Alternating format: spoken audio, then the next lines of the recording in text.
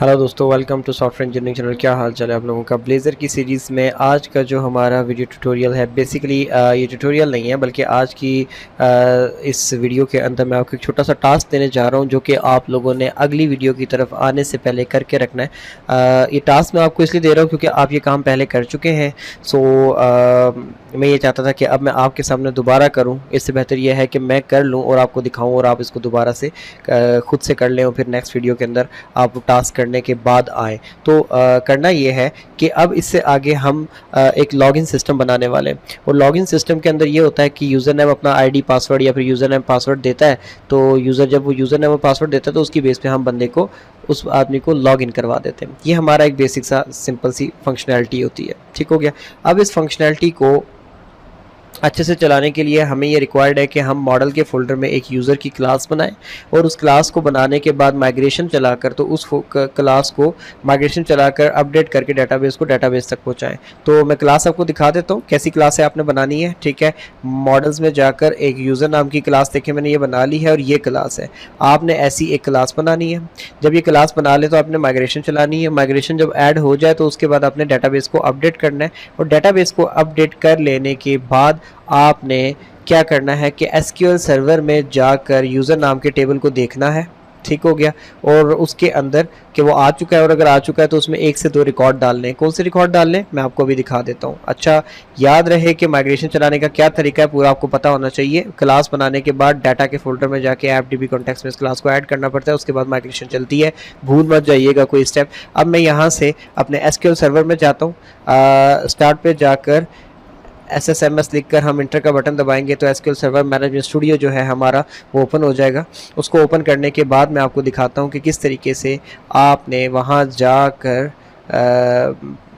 जो job listing site की database है उसमें किस तरीके से आपने जो है यूज़र का टेबल ओपन करना है और उसमें किस तरीके से रिकॉर्ड डालना है। तो ज़रा मैनेजमेंट स्टूडियो ओपन हो जाए तो फिर इससे आगे बात करते हैं। ओके जी, सो मेरा मैनेजमेंट स्टूडियो ओपन हो चुका है। मैं इसको कनेक्ट कर चुका हूँ। मैं डेटाबेसेस के फोल्डर पे जाता हूँ। जॉब लिस्टिंग साइट डेटाबेस ये रही, इसको ओपन करता हूँ। इसमें से टेबल्स के फोल्डर में जाता हूँ। टेबल्स के फोल्डर में जाकर नीचे आता हूँ, ये रहा TBL यूज़र। इसके ऊपर मैंने राइट क्लिक करना है। राइट क्लिक करके एडिट टॉप 200 रोज कर लेना है। जब मैं एडिट टॉप 200 रोज करूँगा तो यहाँ पर ये एडिटेबल फॉर्म में खुल जाएगा। ID आपने नहीं लिखनी, यूज़र नेम की जगह आपने लेट से एक एडमिन लिख दिया, पासवर्ड भी एडमिन ही लिख दो और रोल जो है वो भी एडमिन ही कर दो।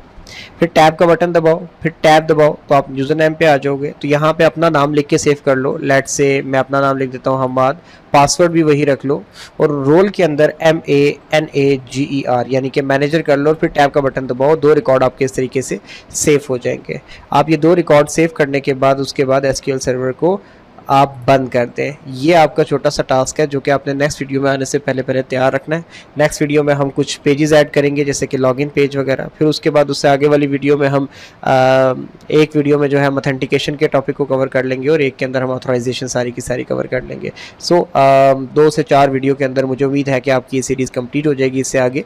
और फिर उसके बाद हम जो है इसको कंप्लीट करने के बाद जो है यूट्यूब पे जब पोस्ट करेंगे तो आप लोगों से यही उम्मीद है कि अब इसको लाइक करेंगे, सब्सक्राइब करेंगे और जब जब अपना अपना काम कंप्लीट करते चले जाएं तो उस काम को जो है मतलब उस कंप्लीटेड वर्क को जो है आप लोग अपने कमेंट सेक्शन में यहाँ पे पोस्ट भी करिएगा, दिखाइएगा भी ज़रूर कि हमने काम कंप्लीट कर लिया है। और मैं इन वीडियोज़ की डिस्क्रिप्शन को जो है आप लाजमी देखते रहिएगा। मैं वीडियो के डिस्क्रिप्शन में इंपॉर्टेंट लिंक्स वगैरह दे देता हूँ। मैंने डिस्कॉर्ड के ऊपर एक कम्युनिटी भी बना रखी है अपनी .NET की, तो मैं उसका भी लिंक दे दूंगा, आप उसको ज्वाइन कर सकते हैं और वहाँ पर जाकर जो आपके फेलोज़ हैं जो कि आपके साथ इसी तरीके से .NET ब्लेज़र के ऊपर काम कर रहे हैं, सीख रहे हैं या फिर इस सीरीज़ को फॉलो कर रहे हैं, वो लोग जो है उस सीरीज़ के अंदर जो है उस डिस्कॉर्ड सर्वर से जो है फिर बेनिफिट उठा सकते हैं। वहाँ पे एक दूसरे के साथ अपने एरर्स, अपने प्रॉब्लम्स शेयर कर सकते हैं, एक दूसरे को हेल्प आउट कर सकते हैं। ओके हो गया। सो चले अभी इस वीडियो को ख़त्म करता हूँ, दोबारा मिलेंगे नेक्स्ट वीडियो में। तब तक के लिए अल्लाह हाफिज़।